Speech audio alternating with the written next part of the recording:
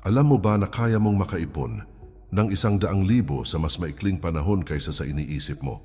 Maraming Pilipino ang nananatiling pangarap lang ang malaking ipon dahil hindi nila alam ang mga sikretong ito. At sa unang segundo pa lang ng video na ito, ay siguradong magugulat ka dahil ang paraan para makamit ito ay mas simple kaysa sa inaasahan mo.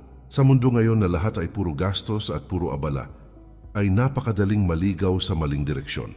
Karamihan ay naubos ang pera bago pa man dumating ang susunod na sweldo dahil walang matibay na sistema. Kaya naman mahalagang malaman ang mga estratehiyang kayang magpabago ng takbo ng iyong buhay. Bago tayo magsimula, iniimbitahan kita na mag-subscribe sa ating channel para lagi kang updated sa mga bagong videos na aking gagawin. Paki-like na din ito at share sa iyong mga kaibigan at tuklasin natin kung paano umasenso sa buhay. Ang bawat suporta mo ay nagiging inspirasyon para mas pagbutihin ko ang mga nilalathala kong kaalaman. Sama-sama nating pag-aralan ang pinakamabisang paraan tungo sa matatag na kinabukasan. Napakaraming Pilipino ang nagsisikap araw-araw, pero hindi nila nakikita ang resulta sa kanilang ipon. Hindi sapat ang sipag kung kulang sa tamang diskarte at kaalaman. Sa video na ito ay matutuklasan mo kung paano mo mapapabilis ang pag-abot sa iyong target kahit nagsisimula ka pa lang. Kung pagod ka ng mabuhay sa abot lang ng sweldo, ay panahon na para baguhin ang iyong sistema. Kahit gaano kaliit ang kinikita mo, ay kaya mo pa ring mapalaki ang iyong ipon basta tama ang iyong gagawin. At kung mananatili ka hanggang dulo, ay ibabahagi ko ang isang sikreto na hindi alam ng karamihan, ngunit ito ang tunay na nagbabago ng buhay ng maraming Pilipino. Sikreto number 1, gumawa ng matibay na financial plan. Maraming Pilipino ang hirap mag-ipon dahil walang malinaw na direksyong sinusundan. Kapag walang plano ay madaling magpadalos-dalos sa paggastos. Mas mabilis maubos ang pera kapag hindi mo alam kung saan ito dapat mapunta. Kaya napakahalaga ng pagkakaroon ng matibay na financial plan. Ang financial plan ay nagsisilbing mapa na gagabay sa iyo sa bawat desisyong may kinalaman sa pera. Nakakatulong ito para makita mo kung gaano kalaki ang pwede mong ipunin kada buwan. At dahil may malinaw kang target, ay mas lumalakas ang disiplina mo. Ang pagkakaroon ng plano ay nagiging pundasyon ng iyong financial journey. Kailangan mong tukuyin ang iyong buwanang kinikita at ang iyong eksaktong ginagastos. Kapag alam mo ang tamang bilang, ay mas madali mong makikita kung saan nasasayang ang iyong pera. Doon mo malalaman ang mga gastos na dapat bawasan. At doon mo rin makikita ang mga bagay na dapat unahin. Gumawa ka ng malinaw na kategorya para sa iyong pera tulad ng pang-araw-araw na gastos at ipon at emergency fund. Kapag nakalista ito, ay mas madali mong maayos ang bawat galaw ng iyong pera. Nababawasan ang stress dahil alam mo kung saan mapupunta ang bawat sentimo at mas nagiging kontrolado mo ang iyong kinabukasan. Sa pagsisimula ng financial plan, ay hindi mo kailangan maging eksperto. Ang kailangan mo lang ay pagiging tapat sa sarili at determinasyon na sundin ang plano. Tandaan na ang maliit na pag-uusad ay mas mabuti kaysa walang galaw. At kapag sinimulan mo ito ngayon, ay mas mapapadali mo ang pag-abot sa iyong 100,000 target. Sikreto number 2, bawasan ang impulsive spending. Ang mabilisang paggastos ang isa sa pinakamalaking dahilan kung bakit nauubos ang pera bago pa man dumating ang susunod na sweldo. Minsan bumibili tayo dahil sa saya, at minsan dahil sa stress na gusto lang natin mapawi. Sa unang tingin ay maliit lang ang halaga, pero kapag pinagsama-sama ay malaking kabawasan ito sa ipon. Kaya napakahalaga ng pagkontrol sa impulsive spending. Kapag hindi mo nababantayan ang iyong mga biglaang gastos, ay unti-unting lumiliit ang dapat sana ay lumalaking ipon. Hindi mo agad mapapansin, pero bawat maliit na bili ay may malaking epekto sa iyong budget. Dito nag-uumpisang mawala ang disiplina sa pera. At dito rin nagmumula ang dahilan kung bakit hindi umaangat ang savings. Bago ka bumili ng kahit ano, ay tanungin mo muna ang sarili mo kung kailangan mo ba ito o nadala ka lang ng emosyon. Kung hindi ito makadadagdag sa pang-araw-araw mong pangangailangan, ay mas mabuting ipagpaliban muna. Subukan mong hintayin ng 2 araw bago bumili para lumamig ang pagnanasa. Makikita mo na madalas ay nawawala ang urge kapag hindi mo agad ito binili. Pwede ka ring magkaroon ng limit o spending rule para sa mga bagay na pangluho. Kapag may nakatakdang budget, ay mas madali mong nababantayan ang iyong paggastos. Nagkakaroon ka ng malinaw na kontrol sa daloy ng iyong pera. At hindi ka basta-basta naapektuhan ng tukso at emosyon. Lahat tayo ay may mga sandaling gusto lang bumili para sumaya. Pero dito pumapasok ang tunay na disiplina. Hindi mo kailangang maging sobrang tipid at hindi mo kailangang pigilan ang sarili mo sa lahat. Ang kailangan mo ay tamang balanse at matalinong pagpili ng bibilhin. Kapag nakontrol mo ang impulsive spending, ay mas mabilis mong maabot ang iyong 100,000 target. Sekreto number 3, gumamit ng automatic saving system. Ang isa sa pinakamabisang paraan para makapag-ipon ay ang pag-set up ng automatic savings. Kapag automatikong naiipon ang bahagi ng iyong sweldo, ay hindi mo na ito kailangang isipin araw-araw. Nababawasan ng tukso na gastusin ang perang dapat ay napunta sa ipon at mas nagiging tuloy-tuloy ang paglaki ng iyong savings. Maraming manggagawa ang nahihirapang mag-ipon dahil inaantay pa nila ang tamang oras bago magtabi ng pera. Ang problema ay kapag delayed ang pag-iipon, ay mas nauuna ang paggastos. Sa automatic savings ay nauuna ang ipon bago pa man lumabas ang pera sa iyong bulsa. Ito ang sistemang tunay na makakatulong sa mabilis na pag-abot ng iyong target. Pwede kang mag-set up ng automatic transfer mula sa iyong payroll account papunta sa savings account. Hindi mo na kailangang mag-manual deposit, kaya hindi ka na natutuksong gamitin ang perang iyon. Kahit maliit ang halaga, basta tuloy-tuloy ay malaki ang magiging resulta. Dito mo makikita na ang consistency ang tunay na sekreto ng mabilis na pag-iipon. Maganda ring gumamit ng digital banks dahil mas mabilis ang proseso at kadalasang may mas mataas na interest. Kapag mas mataas ang kinikita ng ipon mo, ay mas lumalakas ang paglago nito. Parang nagtatrabaho ang pera mo kahit natutulog ka. At habang tumatagal, ay mas magiging madali ang pag-abot ng 100,000. Ang automatic saving system ay para sa mga taong gusto ng disiplina kahit abala sa trabaho o negosyo.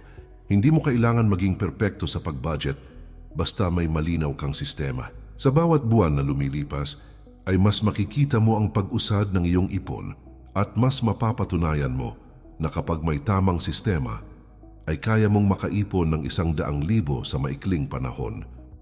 Sikreto number 4. Iwasan ang pagkakaroon ng utang na hindi kailangan. Ang isa sa pinakamalaking hadlang sa pag-iipon ay ang sobrang pag-asang sa utang. Kapag nasanay ka sa utang, ay nababawasan ang perang dapat sana ay naiipon mo.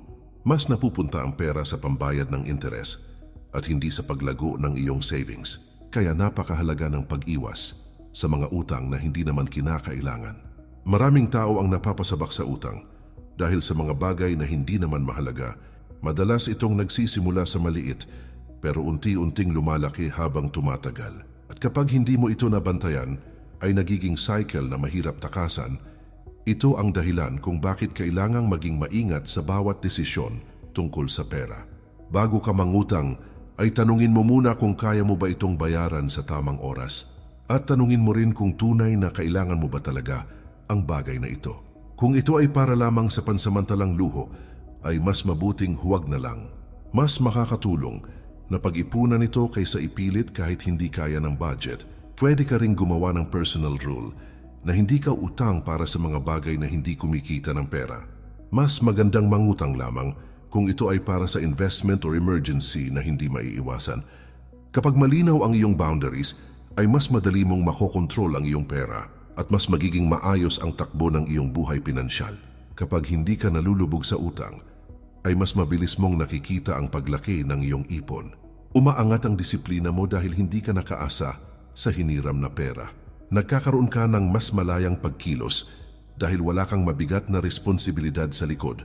Mas bibilis ang pag-abot mo sa iyong 100,000 target dahil lahat ng perang pinaghirapan mo ay sa iyo napupunta. Sekreto number 5. Gumawa ng extra income sa simpleng paraan. Ang mabilis na pag-iipon ay hindi lang nakukuha sa pagtipid kundi pati sa pagdagdag ng kita. Kapag may dagdag kang pinagkakakitaan, ay mas lumalawak ang iyong financial capacity. Mas marami kang kayang ilaan para sa ipon kahit hindi mo binabago ang pangunahing trabaho mo. At mas bumibilis ang pag-abot mo sa iyong financial goal. Hindi mo kailangan ng malaking puhunan para makagawa ng extra income. Pwede kang magsimula sa maliliit na bagay tulad ng pagbebenta online o pag-aalok ng serbisyo sa mga kaibigan. Kapag sineryoso mo ito, ay unti-unting lalaki ang kinikita mo at kahit maliit ang kita kada araw ay malaki ang epekto pagdating ng dulo. Pwede ka ring maghanap ng sideline na tumutugma sa iyong skills. Kung magaling ka sa graphic design, ay pwede kang tumanggap ng maliit na projects. Kung magaling ka magluto, ay pwede kang magbenta ng pagkain sa iyong kapitbahay o online. Kapag ginagawa mo ang bagay na kaya mo, ay hindi mo ramdam ang pagod dahil natural ito sa iyo. Maging bukas din sa mga online opportunities na hindi nangangailangan ng malaking oras. Pwede kang magbenta ng pre-loved items na hindi mo na ginagamit. Pwede kang magturo online kung may expertise ka sa isang subject. O pwede kang gumawa ng small online business tulad ng digital products o buy and sell. Ang extra income ay parang turbo boost sa iyong pag-iipon. Hindi lang nito pinapabilis ang pag-abot sa 100,000, kundi pinapalakas din ang iyong confidence. Mas nagiging empowered ka dahil alam mong kaya mong gumawa ng paraan para umasenso at habang tumatagal ay mas magiging natural sa iyo ang pagkakaroon ng mas malaki at mas matatag na ipon. Sikreto number 6, itabi agad ang ipon pagdating ng sweldo. Isa sa pinakamabisang diskarte sa pagpapabilis ng pag-iipon ay ang pagtatabi ng ipon sa unang minuto ng pagdating ng sweldo. Kapag nauuna ang ipon, ay mas nababawasan ang tukso na gastusin ang pera sa hindi mahalagang bagay. Mas nagiging malinaw na ang ipon ay hindi pwedeng galawin kahit anong mangyari. At mas lumalakas ang disiplina mo sa bawat buwan na lumilipas.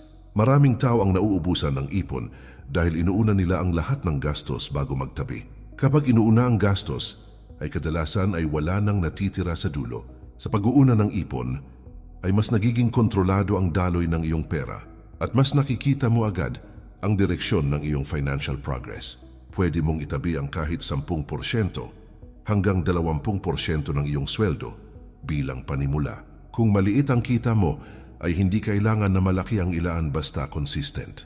Mas mahalaga ang tuloy-tuloy na pag-iipon kaysa sa malakihang halaga na hindi mo naman mapapanindigan. Sa ganitong paraan ay mas nagiging natural ang habit ng pag-iipon sa araw-araw. Subukan ding magkaroon ng hiwalay na account para hindi mo nakikitang kasama ang ipon sa pang-araw-araw na pera mo. Kapag hindi mo ito nakikita, ay mas hindi ka natutuksong galawin. Mas nagiging simple at maayos ang paghahati ng iyong pera at mas nakakapag-focus ka sa pag-abot ng iyong target. Kapag naging ugali mo ang pagtabi agad ng ipon, ay mas mapapabilis ang pag-abot mo sa 100,000 target. Hindi mo na kailangan pang pilitin ang disiplina dahil nagiging bahagi na ito ng iyong sistema. Bawat buwan ay may nakikita kang malinaw na pag-unlad at habang tumatagal ay mas nagiging kampante ka na ang iyong kinabukasan ay nasa ligtas na direksyon. Sikreto number 7, limitahan ang mga maliit na gastos na hindi napapansin. Ang pinakamalaking kaaway ng ipon ay hindi laging malalaking gastos kundi ang maliliit na gastusin na paulit-ulit. Ito ang mga bagay na akala mo ay wala lang, pero kapag pinagsama-sama ay napakalaki ng nagiging epekto. Madalas itong hindi napapansin dahil maliit ang halaga sa bawat bayad. Kaya napakahalaga ng pagbantay sa mga ito bago pa lumubo ng hindi mo namamalayan. Kasama dito ang araw-araw na milk tea o kape o online delivery at mga subscription na hindi mo na ginagamit. Kapag hindi mo ito binantayan, ay parang nakakagat ng paunti-unti ang iyong sweldo. Mas mabilis na nauubos ang pera kaysa sa inaasahan mo. At madalas ay doon mo malalaman na wala ka nang natitira para sa ipon. Gumawa ka ng listahan ng lahat ng maliliit na gastos mo sa loob ng 1 linggo. Kapag nakita mo ang kabuang halaga, ay magugulat ka kung gaano ito kalaki. Doon mo makikita kung alin ang dapat mong bawasan o alisin at doon mo rin mararamdaman kung gaano kahalaga ang pagkilala sa mga gastusing ito. Pwede mong bawasan ng ilang luho at gawing reward lamang kapag may natapos kang goal. Mas nagkakaroon ka ng balance sa pagitan ng disiplina at enjoyment. Hindi mo kailangang tanggalin lahat basta bawasan lang ang sobra. Kapag ginawa mo ito, ay mas mabilis mong mararamdaman ang pagbigat ng iyong ipon. Kapag nasanay ka sa pagkontrol ng maliliit na gastos, ay mas nagiging madali ang pag-iipon ng mas malaking halaga. Mas lumalakas ang iyong mindset sa paghawak ng pera at mas nagiging malinaw na ang bawat sentimo ay may direksyong dapat puntahan. Kapag nakontrol mo ang mga maliliit na gastos, ay mas mapapabilis ang pag-abot mo sa iyong 100,000 target. Sikreto number 8. Magtakda ng malinaw na timeline at goal. Ang mabilis na pag-iipon ay nagsisimula sa malinaw na target na may takdang panahon. Kapag alam mo kung kailan mo gustong maabot ang 100,000, ay mas nagiging organisado ang bawat hakbang mo. Mas nagiging malinaw ang direksyon at hindi ka basta-basta nadadala ng emosyon. At mas nagiging matibay ang disiplina mo dahil may sinusundan kang tiyak na deadline. Kapag walang timeline ay madali kang mawawala ng focus. Nagiging parang pangarap lang ang ipon dahil walang konkreto at nasusukat na plano. Mas nagiging madali ring ma-postpone ang pag-iipon kada buwan. At dito nauuwi ang pangarap na ipon sa walang katapusang bukas na hindi dumarating. Gumawa ka ng eksaktong bilang kung magkano ang dapat mong itabi kada linggo o kada buwan. Kapag nakikita mo ang progress, ay mas lumalakas ang loob mo na ipagpatuloy ang pag-iipon. Nagkakaroon ka ng sense of achievement sa bawat maliit na milestone na nararating mo. At mas nagiging masaya ang proseso dahil alam mong may patutunguhan ng bawat sakripisyo. Pwede mo ring gumamit ng tracker sa notebook o sa iyong cellphone. Ang visual reminder ay nakakatulong para hindi mo makalimutang may hinahabol kang goal. Mas nagiging aware ka sa bawat galaw ng iyong pera at mas nagiging committed ka sa pag-abot ng iyong target. Kapag meron kang malinaw na timeline at goal, ay hindi ka basta-basta sumusuko. Mas nagiging determinado ka dahil alam mong bawat araw ay may halaga. Mas nagiging simple ang pag-abot ng 100,000 dahil hindi na ito parang malaking bundok na mahirap akyatin. Kapag pinagsama mo ang disiplina at malinaw na direksyon, ay mas mabilis mong maabot ang ipon na magpapabago sa iyong buhay. Alam mo ba na sapat na ang isang desisyon ngayon para tuluyang mabago ang takbo ng iyong buhay pinansyal? Ito ang sandaling maghihiwalay sa dating ikaw na laging kapos at sa bagong ikaw na marunong humawak ng pera at marunong magplano para sa kinabukasan. Kung narating mo ang dulo ng video na ito, ay malinaw na handa ka ng gawin ang totoong pagbabago. At dito magsisimula ang bagong kabanata ng iyong pag-unlad. Sa bawat sikretong ibinahagi ko, ay may kanya-kanyang bigat at halaga na pwedeng magtulak sa iyo, papalapit sa iyong 100,000 target. Hindi mo kailangan ng malaking kita para magsimulang umasenso. Ang kailangan mo ay malinaw na diskarte at matibay na pangako sa sarili na hindi ka nababalik sa mga lumang gawi. Kapag pinagsama mo ang lahat ng natutunan mo, ay kaya mong makamit ang resulta sa mas maikling panahon kaysa sa inaakala mo. Muli kaibigan, iniimbitahan kita na mag-subscribe sa ating channel. Para lagi kang updated sa mga bagong videos na aking gagawin, paki-like na din ito at share sa iyong mga kaibigan at tuklasin natin kung paano umasenso sa buhay. Ang bawat suporta mo ay nagbibigay lakas para ipagpatuloy ko ang paggawa ng mga content na makakatulong sa iyong paglalakbay. At sa bawat panonood mo, ay mas napapalapit ka sa buhay na matagal mo nang pinapangarap. Tandaan mo na ang pag-iipon ay hindi tungkol sa pagiging perpekto, kundi sa pagiging consistent. Hindi mo kailangang maging pinakamagaling, kundi kailangan mo lang simulan at hindi tumigil. Bawat araw na pinipili mong magpakatatag ay araw na lumalapit ka sa iyong financial freedom. At kahit maliit man o malaki ang hakbang, ay mahalaga pa rin basta tuloy-tuloy. Kung nandito ka pa rin hanggang ngayon, ay may kakayahan kang baguhin ang iyong buhay kung gugustuhin mo. Ang tunay na tanong ay kung handa ka bang simulan ito ngayon. Dahil ang kinabukasan mo ay nangangailangan ng aksyon sa kasalukuyan. At kapag kumilos ka na ngayon, ay mas mabilis mong makakamta ng buhay na may saya, kapayapaan at kasiguraduhan.